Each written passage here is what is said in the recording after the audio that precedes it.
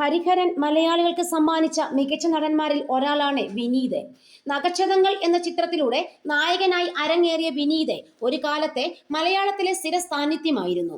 മലയാളത്തിനു പുറമെ തമിഴിലും തെലുങ്കിലും നായകനായി തിളങ്ങാൻ വിനീതിന് സാധിച്ചു. നടൻ എന്നതിലുപരി മികച്ച ഡാൻസർ എന്ന നിലയിലും വിനീത് തന്റെ കഴിവ് തെളിയിച്ചിട്ടുണ്ട്. വിനീതിനെ നായകനാക്കി വിനോദ് മങ്കര സംവിധാനം ചെയ്ത 2017 പുറത്തിറങ്ങിയ ചിത്രമായിരുന്നു കാമ്പോജി. കഥകളി പശ്ചാത്തലമാക്കി വന്ന ചിത്രം ആ വർഷത്തെ സംസ്ഥാന അവാർഡിൽ 4 പുരസ്കാരങ്ങൾ സ്വന്തമാക്കിയിരുന്നു. എന്നാൽ സൈബറിടങ്ങളിൽ കാമ്പോജി ഒരുപാട് ട്രോളിങ്ങിന് വിധേയമായിരുന്നു. ചിത്രത്തെക്കുറിച്ചുള്ള ട്രോളുകളെ പറ്റി സംസാരിക്കുകയാണ് വിനീത്.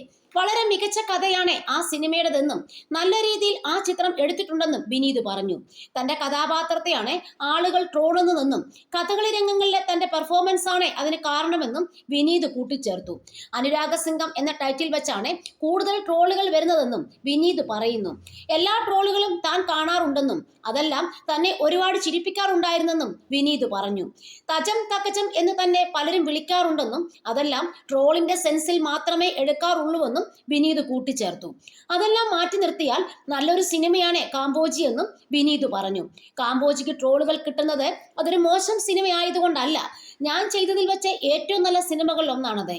ആ പടത്തിലെ എൻ്റെ ക്യാരക്ടറിനെ മാത്രമാണ് ട്രോളുന്നത്.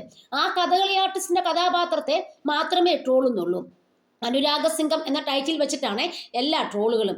പല ട്രോളുകളും ഞാൻ കണ്ടിട്ടുണ്ട്. ഇതൊക്കെ എങ്ങനെ ഉണ്ടാക്കിയെന്ന് ആലോചിച്ച് ചിരിക്കാറുമുണ്ട്. ആ തജം തകജം ട്രോളൊക്കെ കണ്ട് ചിരിച്ച് ഒരു പരുവമായിട്ടുമുണ്ട്.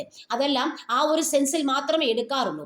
അതെല്ലാം മാറ്റി നിർത്തി നോക്കിയാൽ കാമ്പോജി നല്ല സിനിമ തന്നെയാണ്. നല്ല കഥയും പാട്ടുമൊക്കെ സിനിമയാണെന്ന് വിനീത് പറയുന്നു.